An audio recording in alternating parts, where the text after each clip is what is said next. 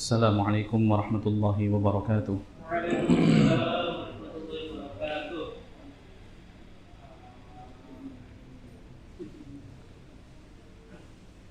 Alhamdulillahilladzi arsala rasulahu bil huda wa dinil haqq liyudhhirahu 'alad dini kullihi wa kafaa billahi shahida. Asyhadu an la ilaha illallah wahdahu la syarika lah wa asyhadu anna Muhammadan 'abduhu wa rasuluhu la nabiyya ba'dah. Qala Allah ta'ala ya ayyuhalladzina amanu taqullaha haqqa tuqatih wa la tamutunna illa wa antum muslimun. يا أيها الناس اتقوا ربكم الذي خلقكم من نفس واحدة وخلق منها زوجها وبث منهما رجالا كثيرا ونساء واتقوا الله الذي تساءلون به والأرحام إن الله كان عليكم رقيبا يا أيها الذين آمنوا اتقوا الله وقولوا قولا سديدا يصلح لكم أعمالكم ويغفر لكم ذنوبكم ومن يطع الله ورسوله فقد فاز فوزا عظيما أما بعد فإن أصدق الحديث كتاب الله وخير الهدي هدي محمد صلى الله عليه وسلم وشر الأمور محدثاتها فإن كل محدثة بدعة وكل بدعة ضلالة وكل ضلالة في النار. Alhamdulillah, segala puji hanya milik Allah Jalla Jalaluh. Kita senantiasa bersyukur kepada Allah Subhanahu wa Ta'ala yang senantiasa memberikan kepada kita berbagai macam nikmat, limpahan karunia, serta berbagai macam kemudahan untuk mendekatkan diri kepadanya. Salawat dan salam tak lupa kita curahkan kepada junjungan kita Nabi Muhammad SAW, dan kita berharap agar salawat tersebut bersambung hingga kepada para kerabat beliau, hingga kepada para sahabat beliau dan orang-orang yang mengikuti beliau sallallahu alaihi wasallam di dalam kebaikan.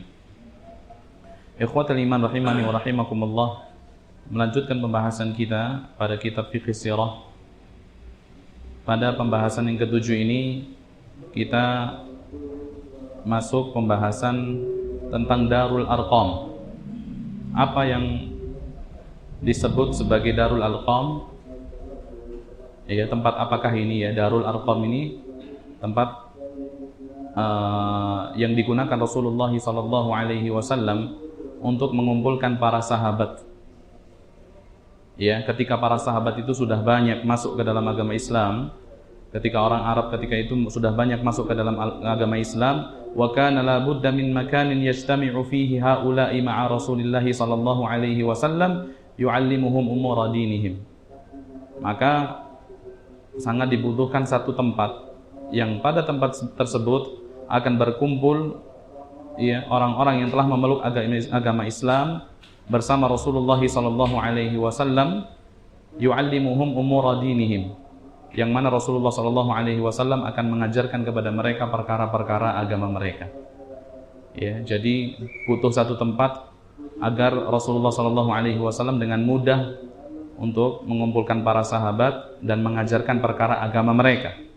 Wa kana ar-rasul la yatamakkan minal ijtima'i bihim alanan, karena ketika itu Rasulullah SAW tidak dapat berkumpul dengan para sahabat dengan dalam kondisi terang-terangan ya. Tidak bisa mereka berkumpul pada satu tempat, mungkin di rumahnya siapa, kemudian ya mereka mengadakan pertemuan, maka ini tidak bisa, akan mendapat pertentangan pasti.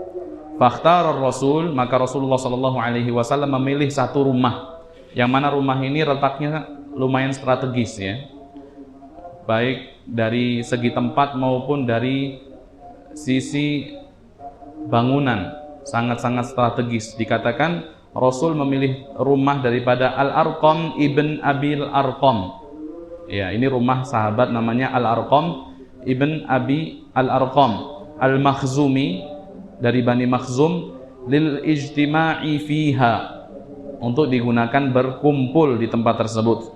Wa kanat ala Jabalis Safa. Ya, rumah ini kenapa dikatakan letaknya strategis? Karena rumahnya itu lumayan jauh, berada di Bukit Safa. Ya, berada di Bukit Safa. yang lebih istimewa lagi, pintu bagian belakang rumah tersebut, ya, ketika dimasuki maka orang yang masuk lewat pintu tersebut tidak akan dapat dilihat. Dalam artian orang yang masuk lewat pintu tersebut tidak dapat diketahui siapa yang masuk, gitu loh. Pintunya itu yang bagian belakang itu tertutup. Dalam artian terhalang gitu oleh sesuatu. Jadi dari jauh itu nggak tahu siapa yang masuk ke rumah tersebut kalau melalui pintu bagian belakang. Iya. Wa qad ittakhadhaha Rasulullah sallallahu alaihi wasallam maqarran lid-da'wah fi sanatil khamisati minal bi'tsah. Maka rumah inilah yang dijadikan Rasulullah sallallahu alaihi wasallam sebagai tempat dakwah, tempat untuk mengajarkan Al-Qur'an, tempat untuk menyebarkan agama Allah pada tahun 5 setelah bi'tsah, setelah diutus, ya. Tahun ke-5 setelah kenabian. Yajtami'u fiha as-sahabatu ila Rasul, maka para sahabat datang ke tempat itu untuk bertemu Rasulullah sallallahu alaihi wasallam, fayata'allamuna minhul Qur'anal Karim. Maka di tempat itu mereka belajar Al-Qur'an Al-Karim was sunnah wa yaqtaduna bihi, dan juga belajar sunnah Rasulullah serta menerapkan di dalam kehidupan mereka sehari-hari. Ini pentingnya ya seseorang untuk belajar. Para sahabat ketika mau belajar, mereka itu sembunyi-sembunyi, Pak, untuk mendatangi rumahnya Al-Arqam ibn Abil Arqam yang ada di Bukit Sofa. Kenapa kok rumah ini dipilih? Karena letaknya strategis, kemudian posisi pintunya itu juga pas banget. Kalau orang masuk lewat pintu belakang nggak ketahuan, nggak terlihat dari jauh, itu nggak kelihatan, ya. Jadi para sahabat itu senantiasa berkumpul di tempat ini. Pelajaran yang dapat kita ambil, ya, pentingnya, ya, sholatul jamaah fil masjid, yaitu pentingnya seorang muslim mengerjakan sholat jamaah di masjid atau di satu tempat yang mereka berkumpul untuk melaksanakan sholat berjamaah. Ya, misalnya kalau nggak di masjid ya di rumahnya siapa, misalnya di toko nggak ada masjid, ya udah jadikan tokonya siapa, misal di pasar gitu, untuk jadi tempat yang mana mereka berkumpul di tempat itu untuk melaksanakan sholat jamaah. Maka jangan sampai seseorang misalnya tidak bisa tinggal tokonya, dia sholat di tokonya masing-masing, gitu, nggak boleh.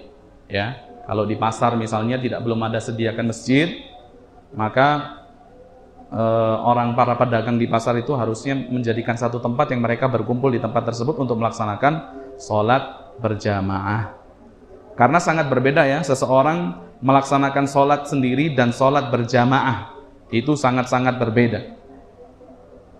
Apalagi di awal-awal Islam. Ini terjadi sebelum Isra Mi'raj loh. Pertama kali diwajibkan sholat kapan? Diperintahkan sholat 5 waktu kapan? Setelah Isra Mi'raj. Ini terjadi pada tahun 5, ya, setelah kenabian. Ini beberapa tahun sebelum peristiwa Isra Mi'raj. Berarti apa? Berarti sholat itu, syariat sholat itu sudah ada bahkan sebelum, ya, Isra Mi'raj, sebelum Rasulullah itu Mi'raj kemudian menerima perintah untuk melaksanakan sholat. Ya, namun sholatnya itu berbeda, entah itu kaifiyahnya atau jumlah rakaatnya itu berbeda. Makanya kalau antum buka di dalam surah Al-Lail, Allah Subhanahu wa taala berfirman, "Ara'aital ladzi yanha 'abdan idza shalla." Tidakkah kau melihat orang yang melarang seorang hamba ketika akan melaksanakan sholat? Ini peristiwa, ya, terjadi jauh sebelum Mi'rajnya Rasulullah SAW. Siapa yang sholat? Rasulullah. Yang melarang orang sholat siapa? Abu Jahal. Jadi sholat itu sudah ada bahkan sebelum peristiwa Mi'raj. Baru kemudian setelah peristiwa Mi'raj diwajibkan melaksanakan sholat sehari semalam berapa waktu, Pak? 5 waktu. Iya. Fabil imkani, ya, bisa saja Rasulullah SAW itu memerintahkan sahabatnya untuk ya udah sholat di rumah masing-masing, misalnya belajar di rumah masing-masing. Tidak, tapi Rasulullah SAW memilihkan satu tempat yang mana mereka bisa berkumpul di tempat tersebut untuk sholat bersama, untuk mengajarkan agama kepada para sahabat ketika itu. Ya. Apalagi kalau kita sekarang alhamdulillah ya aman, nggak ada sesuatu yang membahayakan kalau kita sholat di masjid, ya. Maka lebih-lebih lagi harus melaksanakan sholat di masjid, ya. Kemudian pelajaran yang dapat kita ambil juga pada kisah ini, yaitu ahammiyatus suhbah as-salihah. Pentingnya seseorang berteman dengan ya orang-orang yang baik dari kalangan kaum muslimin. Ini penting, Mbak. Sehari itu kita harus kumpul sama orang-orang yang takwa kepada Allah Subhanahu wa taala. Wal muslimu bihajatin ila suhbatin salihatin. Maka seorang muslim itu sangat berhajat ya berkumpul dengan orang-orang yang saleh, agar orang-orang yang saleh tersebut mengingatkan ketika ia lupa. Kita diingatkan sama teman kita ketika lupa ya, ketika kumpul misalnya, kemarin kemana kok datang kajian, misalnya diucapkan seperti itu. Oh iya saya lupa. Ya udah jangan lupa ya, besok ada kajian. Itu kapan? Ya ketika kita kumpul sama teman, ya. Wa tu'allimuhu idza jahil, dan teman itu akan mengajarkan ya ketika kita jahil akan sesuatu. Wa tunabbihuhu idza ghafala, dan dapat memperingatkan kita ketika kita itu lalai. Maka butuh sekali kita ya memiliki teman yang saleh ya, agar kemudian berkumpul bersama mereka mendapatkan beberapa manfaat. Kalau kita lupa ya diingatkan, kalau kita nggak ngerti ya diajarin, kalau kita lalai ya diingatkan ya. Kemudian waqad qala Rasulullah sallallahu alaihi wasallam, dan Rasul pernah mengatakan, innama mathalul jalisis salih wal jalisis su', perumpamaan orang yang duduk bersama orang-orang yang soleh dan orang yang duduk bersama orang-orang yang buruk, kahamilil misk wa nafihil qir, yaitu bagaikan orang yang duduk di samping orang yang membawa minyak wangi, misik, dan orang yang duduk di samping pandai besi. Adapun kalau kita duduk di samping orang yang membawa minyak wangi atau penjual minyak wangi ya, imma an yahdiyaka wa imma an tabta'a min wa imma an tajida minhu rihan thayyibah, maka kita akan mendapatkan salah satu daripada 3 kebaikan. Bisa jadi kita akan dapat minyak wangi secara gratis, Masya Allah ya. Yang kedua, kemungkinan yang kedua, yang ini juga baik, apa? Kita dapat membeli minyak wangi teman kita, kemudian kita bawa pulang minyak wangi tersebut. Kemudian kemungkinan yang ketiga, yang ini juga baik juga, apa? Minimal antajida minhu rihan thayyibah, kita dapat dari teman kita itu bau yang semerbak, bau yang wangi. Duduk sama dia kita nggak keganggu. Nah ini perumpamaan orang yang duduk dengan orang yang soleh, dia nggak akan terganggu ya, seperti orang yang duduk di samping penjual minyak wangi. Adapun orang yang duduk bersama orang buruk itu diumpamakan orang yang berada di sisi pandai besi. Ketika dia sedang bekerja ya, memukul besi ya, ataupun dia mungkin memipihkan sebongkah besi, imma an yuhriqa thiyabak, bisa jadi pekerjaan dia ini akan menjadikan bajumu itu terbakar karena percikan api yang mengenai baju kita, au antajida minhu rihan khabithah, minimal kita akan mendapatkan bau yang kurang sedap ketika kita duduk di samping pandai besi. Walidzalika, maka penting sekali bagi orang tua nih dan juga bagi para guru agar apa? Agar memperhatikan siapa yang duduk bersama anak-anaknya. Kita para orang tua perhatikan anak kita gaulnya sama siapa? Apakah sama orang soleh ya, ataukah justru bergaulnya itu bersama orang-orang yang melalaikan dia daripada Allah Subhanahu wa taala. Perhatikan anak-anak kita dan juga murid-murid kita. Seorang guru juga seperti itu ya. Guru juga harus memperhatikan muridnya, dengan siapa muridnya itu bergaul. Kalau dengan orang yang baik ya udah diteruskan saja, tapi kalau muridnya dilihat bergaul dengan orang yang buruk yang dapat ya meracuni perkara agama dia, memercikkan syubhat-syubhat di dalam pemikiran, kerancuan-kerancuan di dalam pemikiran agama, maka kita peringatkan murid kita, para guru nih, dan juga para orang tua ya, hendaknya memperhatikan perkara ini. Baik. Al-mabhatsus samin, pembahasan yang ke-8, yaitu al-hijratu ilal Habasyah, yaitu hijrah ke negeri Habasyah. Hijrah itu Pak secara bahasa itu tark, meninggalkan. Ya. Hijrah secara bahasa itu tark, meninggalkan. Itu bisa diartikan meninggalkan satu tempat menuju tempat yang lain, atau itu hijrah secara hissi, secara zahir. atau juga bisa jadi hijrah secara maknawi. Secara maknawi yaitu tarkun ma nahallahu anhu, seseorang meninggalkan perkara yang Allah larang dia untuk mengerjakannya. Itu juga dikatakan apa? Hijrah. Ya, makanya ada orang yang Masya Allah dulunya maksiat, kemudian sadar, taubat, maka ketika ditanya, alhamdulillah ya, sudah sholat 5 waktu di masjid, alhamdulillah saya sudah hijrah gitu. Dia nggak kemana-mana, dia tetap di sini.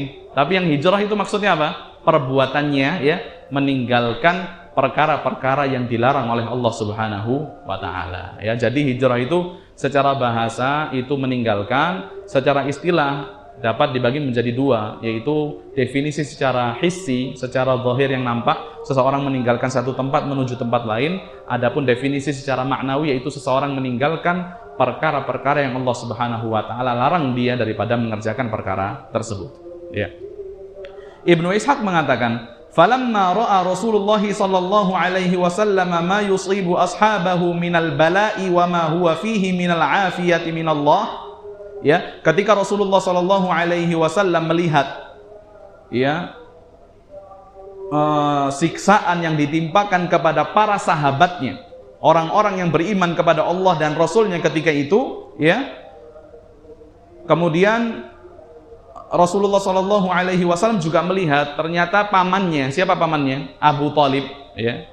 Yang mana Abu Thalib ini memang meskipun dia tidak masuk Islam, tapi dia itu pasang badan untuk apa? Membantu dan membela keponakannya yaitu Rasulullah sallallahu alaihi wasallam, dan juga orang yang beriman kepada Rasulullah itu dibela sama Abu Thalib. Ketika Rasul mendapati pamannya ini sudah nggak sanggup lagi ya untuk menjaga kemaslahatan orang-orang yang beriman ketika itu, maka Rasulullah sallallahu alaihi wasallam berkata kepada para sahabatnya, "Lau kharajtum ila ardil Habasyah." Kalau saja seandainya kalian itu keluar saja dari Mekah, ya, kalian tinggalkan kota Mekah ini pergi ke negeri Habasyah, kata Rasulullah. Fa inna biha malikan la yudlamu indahu ahadun, karena sesungguhnya di negeri Habasyah tersebut ada seorang raja yang tidak akan terzalimi siapapun yang berada di sisinya. Jadi yang ada di daerahnya itu tidak akan pernah terzalimi. Wahia ardu sidqin, bahwasannya tempat itu ada tempat yang baik, ya. Pergilah kalian ke tempat tersebut hatta yaj'alallahu ta'ala lakum farajan mimma antum fih. Pergi ke tempat itu, menetap di situ sampai Allah Subhanahu wa taala memberikan jalan keluar pada permasalahan kalian ini. Jadi yang menyuruh hijrah siapa? Rasulullah sallallahu alaihi wasallam. Dan Rasul menyebutkan ternyata di Habasyah itu ada seorang raja, ya, yang memang raja ini melarang, ya, tidak, ya, rela kalau ada orang yang dizalimi di sisinya. Ini raja sangat adil, ya. Fa kharaja 'inda dzalikal muslimuna min ashabi Rasulillah sallallahu alaihi wasallam ila ardil Habasyah. Maka ketika Rasulullah mempersilahkan mereka, memerintahkan mereka untuk keluar daripada negeri Mekah menuju negeri Habasyah, maka kaum muslimun, para sahabat itu keluar, ya, ke negeri Habasyah makhafatal fitnah. Mereka khawatir kalau tetap tinggal di kota Makkah mereka akan terfitnah. Maksudnya terfitnah ini apa? Bukan fitnah seperti, ya, definisi yang selama ini kita ketahui fitnah, ya. Apa yang dimaksud dengan fitnah ini di sini? Ya, kalau tetap tinggal di kota Makkah maka mereka akan disiksa, ya. Kemudian dipaksa untuk meninggalkan agama, gitu loh.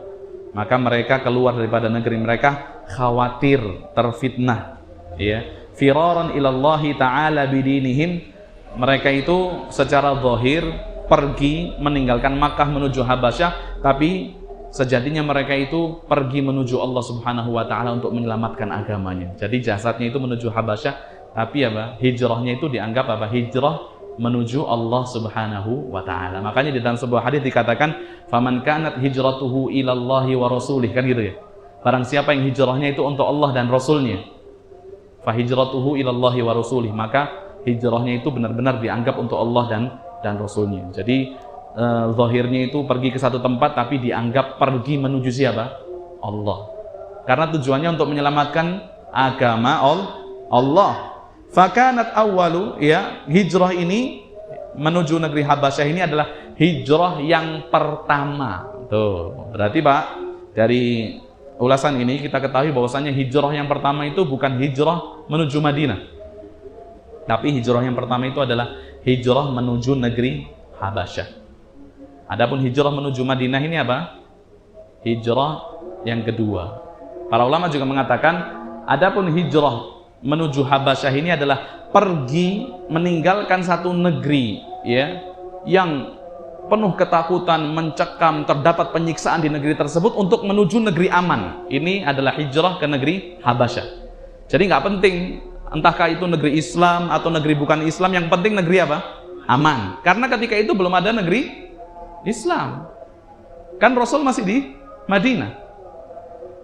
Ya, jadi hijrahnya para sahabat dari Mekah ke Habasyah itu hijrahnya seseorang dari negeri yang penuh rasa takut, mencekam, penyiksaan menuju ke satu negeri yang aman, tentram.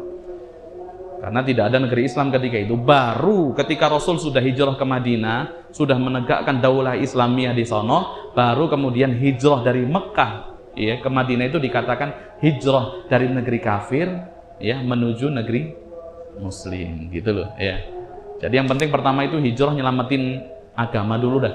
Nggak penting itu negerinya negeri Muslim atau nggak negeri Muslim, yang penting aman, yang penting tidak disiksa di negeri tersebut. Maka ini yang dikenal dengan istilah hijrah menuju negeri Habasyah. Di antara orang yang hijrah menuju negeri Habasyah yaitu sahabat Utsman bin Affan. Wa imra'atuhu, dan istrinya yang bernama Ruqayyah. Siapa Ruqayyah ini? Putri Nabi Muhammad sallallahu alaihi wasallam, Ruqayyah. Kemudian yang kedua, siapa? Abdurrahman ibn Auf. Ini sahabat-sahabat yang terkenal ya. Abdurrahman bin Auf juga hijrah menuju Habasyah. Kemudian Abu Hudzaifah Utbah bin Rabi'ah, ya, putra daripada Rabi'ah, dengan istrinya Sahlah bintu Suhail ibn Amr, yaitu Sahlah putrinya Suhail ibn Amr. Suhail bin Amr ini adalah orang yang ya diutus musyrik Makkah untuk membuat perjanjian bersama Rasulullah sallallahu alaihi wasallam pada tahun ke-6 Hijriah di satu tempat yang bernama Hudaybiyah. Ini Sahal ibn Amr, Suhail ibn Amr ya. Ini delegasi orang musyrik yang membuat perjanjian bersama Rasulullah sallallahu alaihi wasallam. Kemudian termasuk yang hijrah menuju negeri Habasyah yaitu Az-Zubair ibnul Awwam, Mus'ab ibn Umair, Abu Salamah dan istrinya siapa? Ummu Salamah. Kemudian Utsman ibn Mad'un, Amir ibn Rabi'ah dan istrinya Laila binti Abi Hasamah. Mereka yang ya di antara sahabat-sahabat yang terkenal yang hijrah ketika itu. Mereka ceritanya gimana? Yaitu mereka meninggalkan Makkah untuk menuju satu tempat dekat Jeddah. Jeddah itu ketika itu tempat pelabuhan, Pak. Pelabuhan. Ya, jadi hijrahnya itu bukan apa? Bukan jalan dari Mekah kemudian menuju Afrika, kan Habasyah itu di Afrika, tapi tidak, mereka ke Jeddah. Subhanallah, bertepatan ya ketika mereka sudah sampai Jeddah, ada yang berjalan, ada yang naik tunggangan ya dari Mekah menuju Jeddah itu. Sekitar kurang lebih berapa kilo sih Makkah Jeddah? Berapa kilo? 80 kalau nggak salah ya, 40 menit sekitar. Ada yang berjalan, ada yang menggunakan kendaraan ya. Maka ketika mereka sampai di Jeddah, maka bertepatan dengan itu ya, ada dua perahu besar milik pedagang yang kemudian membawa mereka menuju negeri Habasyah. Berarti hijrahnya naik apa? Naik kapal laut. Naik kapal laut. Mereka mengatakan, kami tinggal ya, kami sampai di negeri Habasyah, maka benar kami dapati apa yang dikatakan Rasulullah sallallahu alaihi wasallam. Kami tinggal dengan tenang, subhanallah ya. Kemudian aman untuk mengerjakan perkara-perkara agama kami, perintah-perintah itu sudah dikerjakan dengan maksimal di negeri Habasyah. Kalau mereka itu di Mekah itu mau sholat itu harus sembunyi-sembunyi, di Habasyah itu sudah bebas ya. Kami dengan leluasa menyembah Allah Subhanahu wa taala, la nu'dzi wa la nasma' syai'an nakrahu.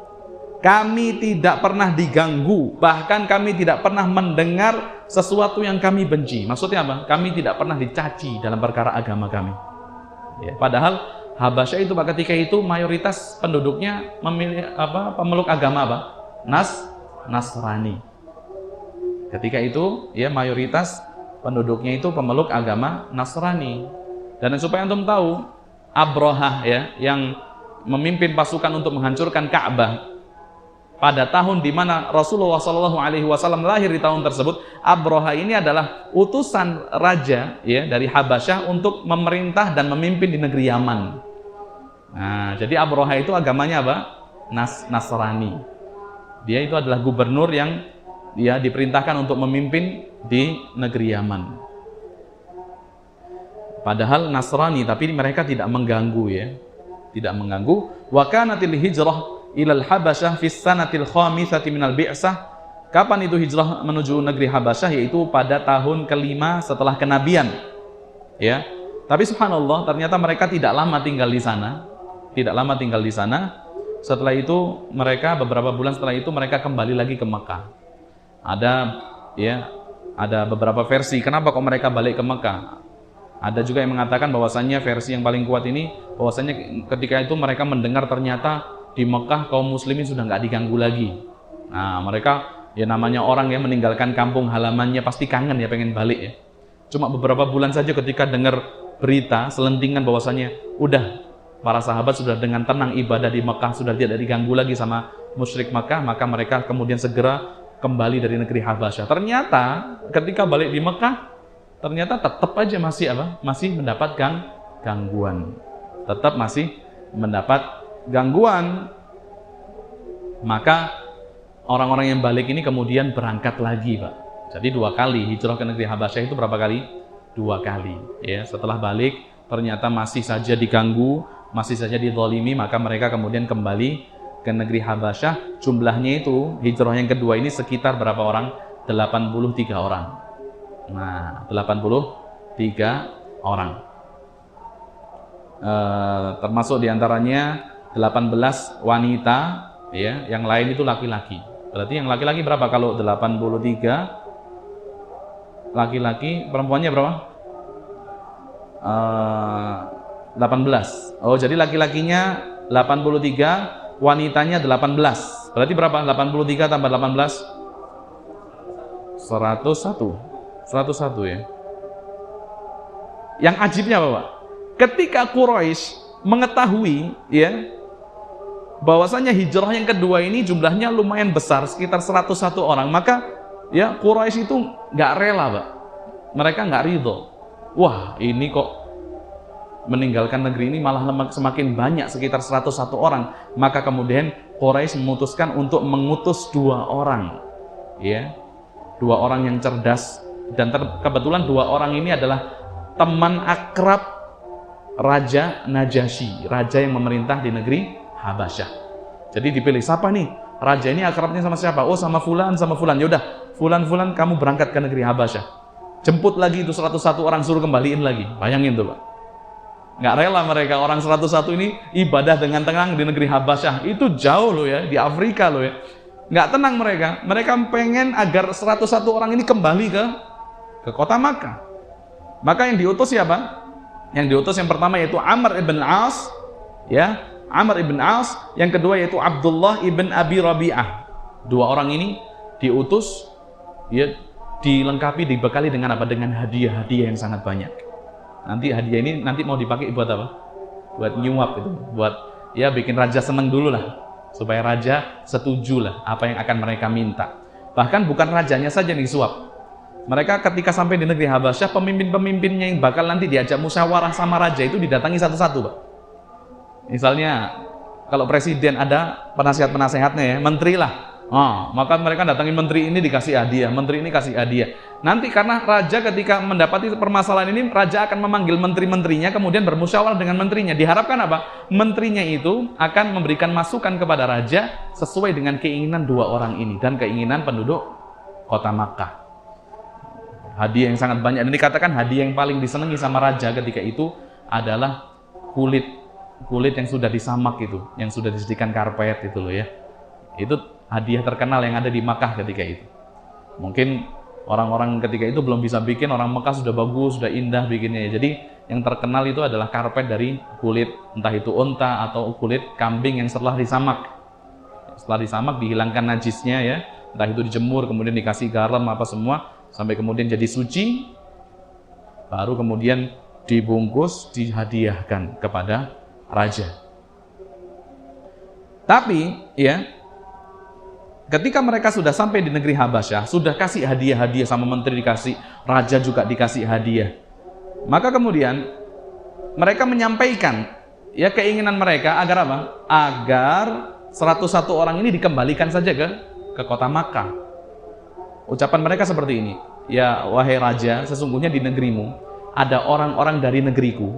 Nih ucapannya Amr bin As, pintar ya. Di negerimu ada orang-orang dari negeriku, yang mana mereka itu keluar daripada agama mayoritas yang ada di negeriku, ya, menganut satu agama yang mana agama itu juga tidak sama dengan agama yang kamu anut. Jadi ngadunya seperti itu. Ini orang-orang ini 101 orang keluar masuk negerimu yang mana orang ini meninggalkan agamanya yang lalu, agama nenek moyangnya yang dulu, ya, menganut satu agama, dan kebetulan agamanya itu tidak sama dengan apa yang kamu anut, bukan Nasrani gitu. Maka kemudian Amr bin As mengatakan, ya udah kembalikan saja ke kami lah, kami yang lebih tahu bagaimana cara memperlakukan mereka.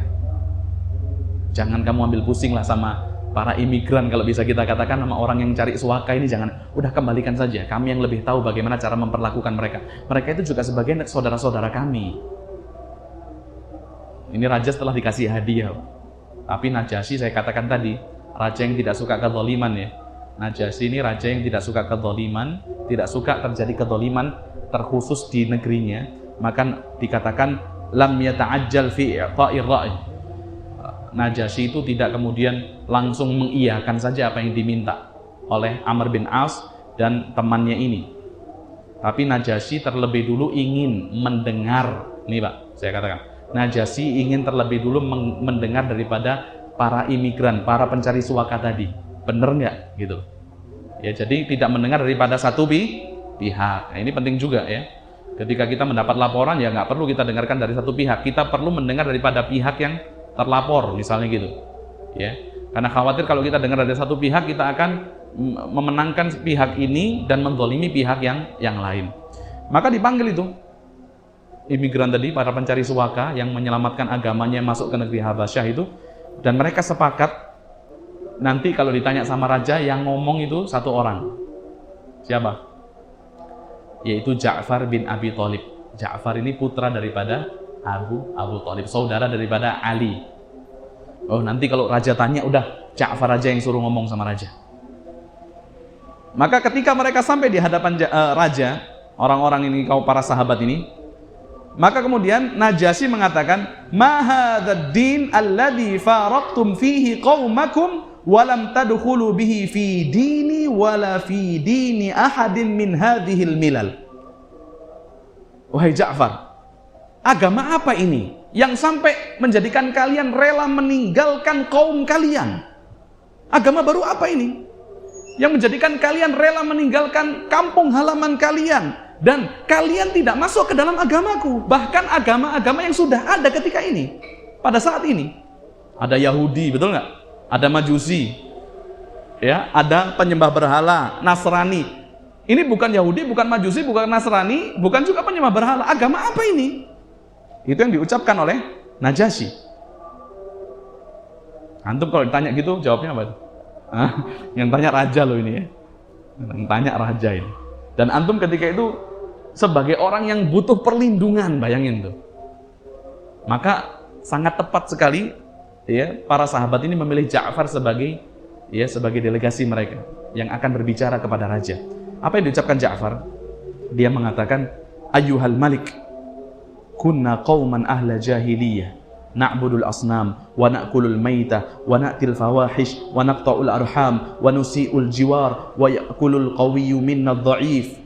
Kita itu, wahai raja, kata Ja'far, kita itu dulu adalah ahlu jahiliyah, orang jahiliyah. Na'budul asnam, disebutkan keburukan-keburukan ya, agama mereka, agama yang dulu. Apa itu? Kami itu menyembah berhala, kami memakan bangkai, kami melakukan perbuatan-perbuatan yang keji, zina, ya, memakan riba, wa naqta'ul arham, kami memutuskan silaturahim, wa nusi'ul jiwar, kami berbuat buruk kepada tetangga, wa ya'kulul qawiyyu minnad dha'if, orang yang kuat dari kami menindas orang yang lemah. Fakunna ala dzalik, maka kami tetap seperti itu hatta ba'atsallahu ilaina rasula, sampai Allah Subhanahu wa taala mengutus di tengah-tengah kami seorang rasul, yang mana rasul itu adalah dari golongan kami sendiri. Ya, dari golongan kami. Maksudnya apa? Rasul itu juga termasuk dari suku kami gitu loh ya. Na'rifu nasabahu, yang mana kami mengenal nasabnya. Orang jelas nih, bukan orang nggak jelas. Yang diangkat menjadi rasul itu apa? Orang jelas, dari nasab yang jelas, keturunan yang jelas. Wasidqahu wa amanatahu, kami mengetahui kejujuran dia, amanah dia, dan bagaimana orang ini adalah orang yang baik.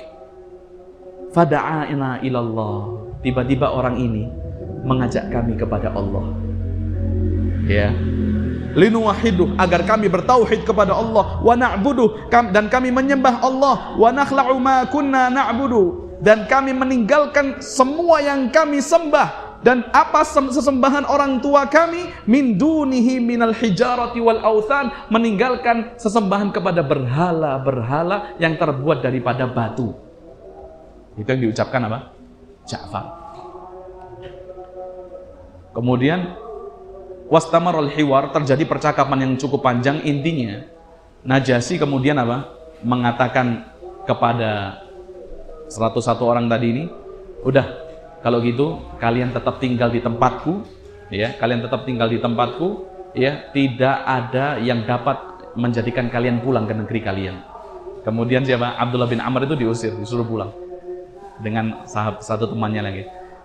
Ada dalam riwayat yang lain, Abdullah bin Amr itu sebelum diusir, sebelum disuruh pulang, Abdullah bin Amr itu mengatakan apa? Wahai raja,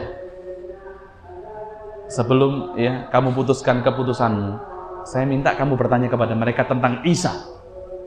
Tentang siapa? Isa.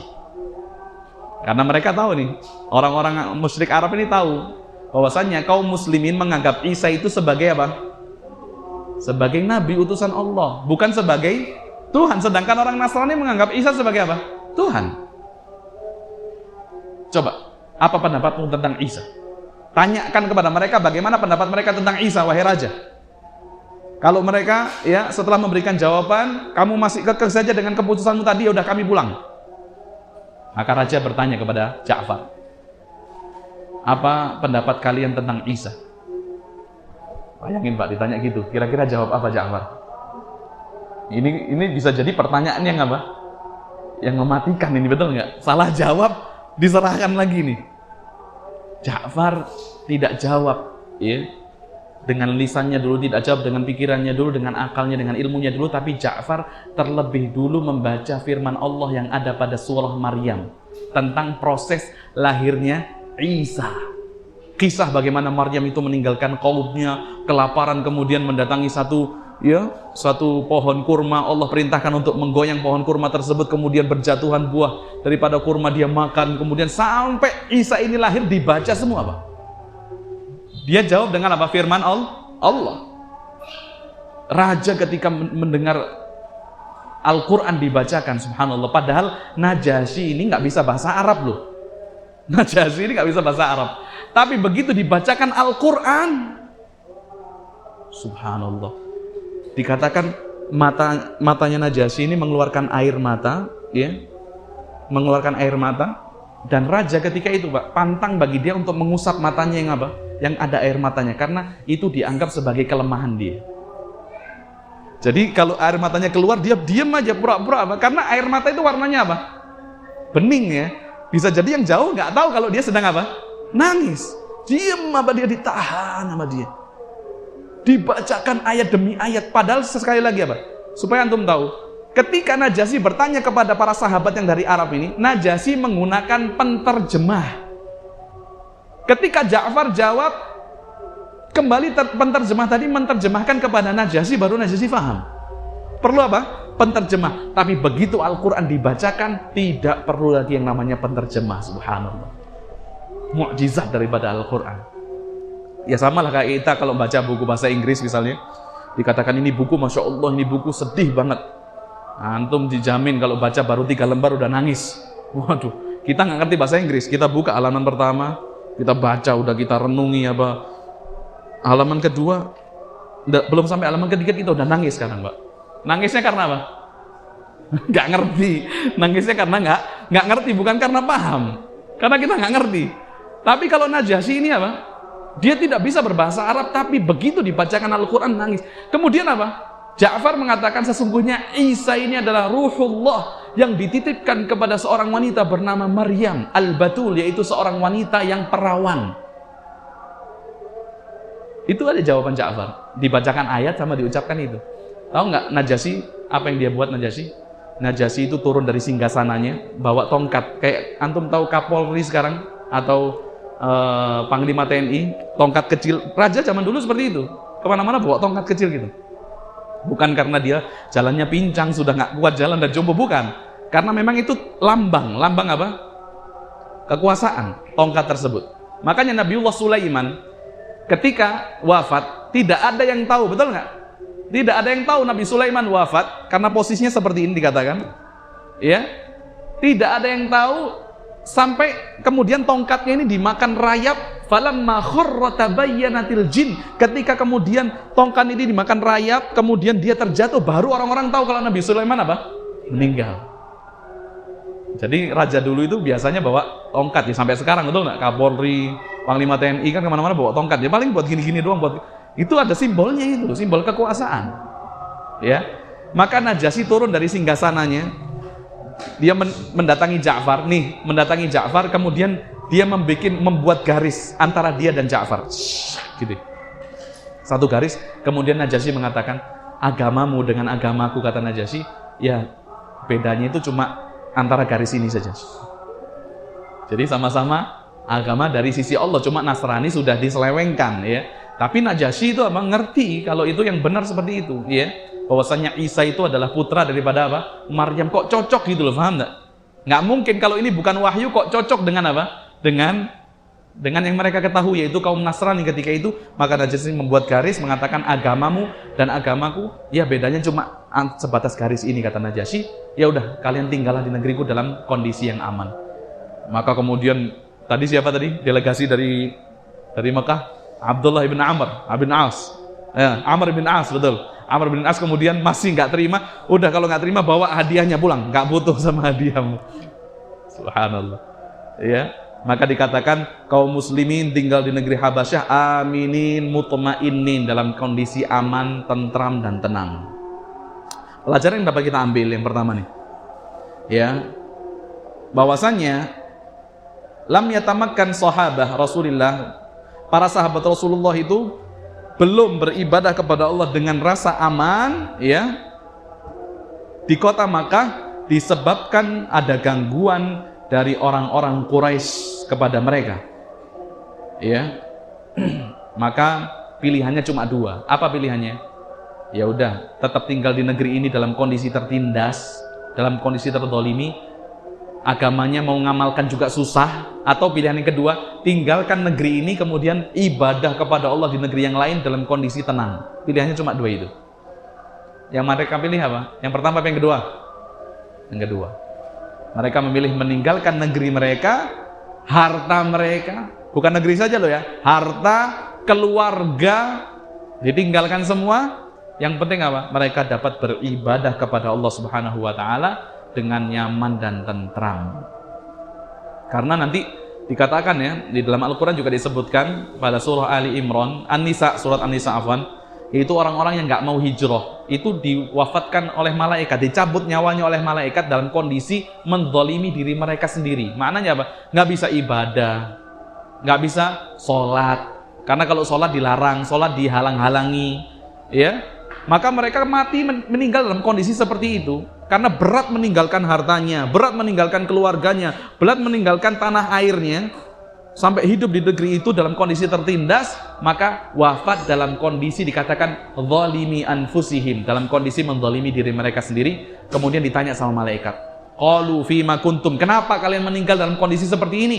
Maka mereka mengatakan qalu kunna mustad'afina fil ardh, Ya kita ini karena tertindas. Kita ini tertindas, jadi nggak bisa ibadah. Maka malaikat mengatakan, alam takun ardullahi wasi'ah. Bukankah bumi Allah itu luas? Kenapa kok nggak hijrah saja? Tuh. Yang tidak hijrah ketika itu dicela, Pak.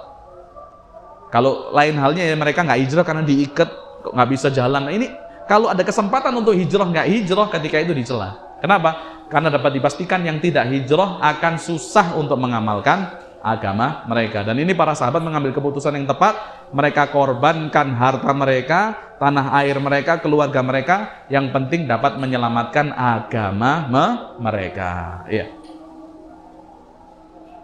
Kemudian pelajaran yang kedua, ya.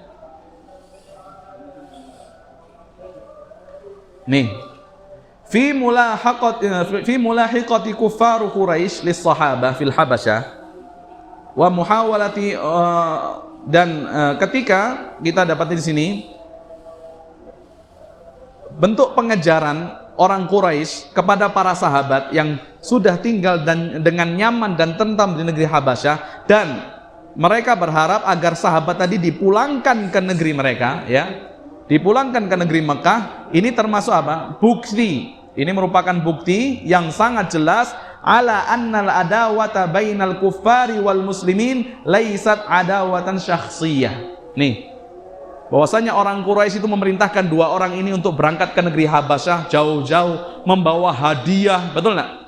Kemudian diserahkan ke Raja Habasyah, kemudian meminta agar orang-orang yang tinggal di negeri Habasyah itu dikembalikan lagi ke kota Makkah. Maka ini menunjukkan kepada kita bahwasannya permusuhan, ya, kepada kaum muslimin ini bukan hanya sebatas permusuhan permasalahan pribadi, bukan, ya, tapi apa? Bal hiya adawah diniyah, namun itu merupakan permusuhan dari segi agama, ya. Kenapa?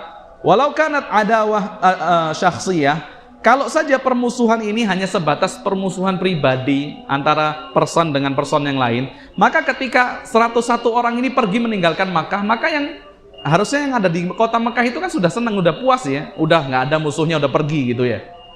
Maka kan dibiarkan saja. Tapi yang menjadi bukti bahwasanya permusuhan ini bukan hanya sekedar permusuhan pribadi secara person saja, akan tetapi merupakan permusuhan dari segi agama. Mereka sampai mengirim utusan membawa hadiah yang banyak, tujuannya untuk mengembalikan mereka agar tinggal di kota Makkah kembali dan mendapatkan siksaan kembali. Jadi ini sudah jelas-jelas permusuhan ini adalah dari permusuhan dari segi agama, ya, dari segi agama. Ya, jadi ini penting juga pelajaran yang berikutnya, kita pelajari kalimah Ja'far, ya, ucapan Ja'far ketika dia ditanya sama Najasyi tentang agamanya. Maka Ja'far itu terlebih dulu menyebutkan keburukan-keburukan yang sudah dia tinggalkan. Contohnya menyembah berhala, ya, kemudian memakan bangkai, kemudian melaksanakan perbuatan-perbuatan yang keji, memotong tali silaturahim, berbuat buruk kepada tetangga. Itu yang disebutkan pertama kali oleh Ja'far. Baru kemudian Ja'far menyebutkan perkara-perkara tauhid, perkara yang sekarang dia yakini, kemudian perkara-perkara yang baik seperti menyambung tali kekerabatan. Maka ini pentingnya seseorang kalau mau membersihkan dirinya, yang pertama kali harus dia keluarkan dari dirinya itu adalah sifat-sifat yang buruk dulu, ya. Dia keluarkan sifat-sifat yang buruk, baru kemudian dia masukkan sifat-sifat yang baik. Dia masukkan sifat-sifat yang baik.